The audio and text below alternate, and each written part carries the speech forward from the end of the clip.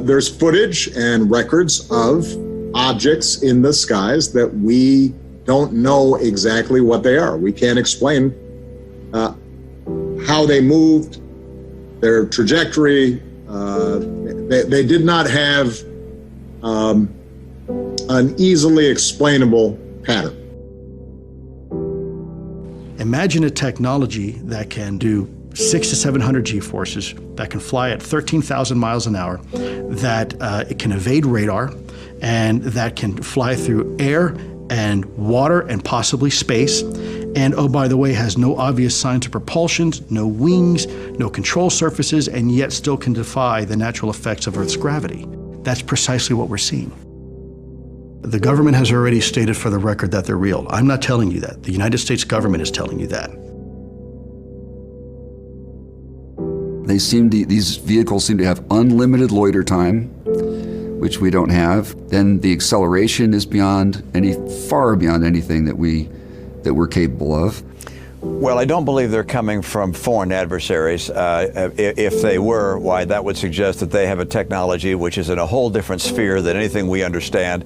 And frankly, China and Russia just aren't there.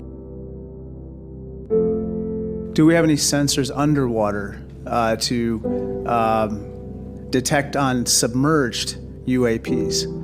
Anything that is in the ocean or in the seas? So I think that would be more appropriately addressed in closed session, sir. Now, I know what you've seen is what those Navy pilots saw in 2004, and there have been some 300 sightings since then. And I've talked to those pilots, and they know they saw something, and their radars locked onto it. And then all of a sudden it was here on the surface, and then it's there. And they don't know what it is, and we don't know what it is. Lieutenant Graves told us pilots training off the Atlantic coast see things like that all the time. Every day. Every day for at least a couple of years. Wait a minute, every day for a couple of years? Mm-hmm.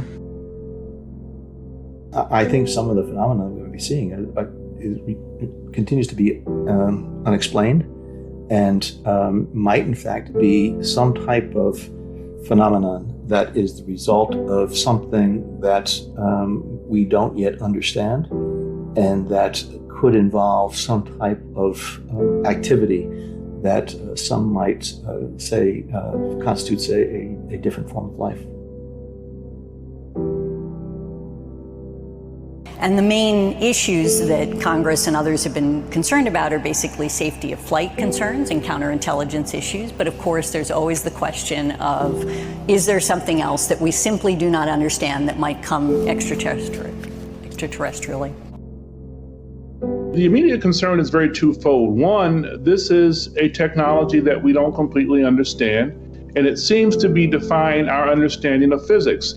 And secondly, whoever's operating it or whoever's behind it, these aerial phenomena, seems to be keenly interested in our military capabilities. You know, there's a tendency for the UAP sightings and developments to occur around military assets, especially, it seems, around our naval assets. The fact that this is in our airspace and it's real, that's when it becomes compelling and that's when it becomes problematic.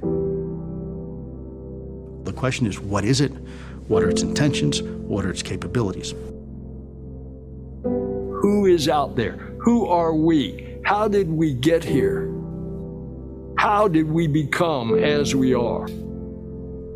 Who am I to say that planet Earth is the only location of a life form that is civilized and organized like ours?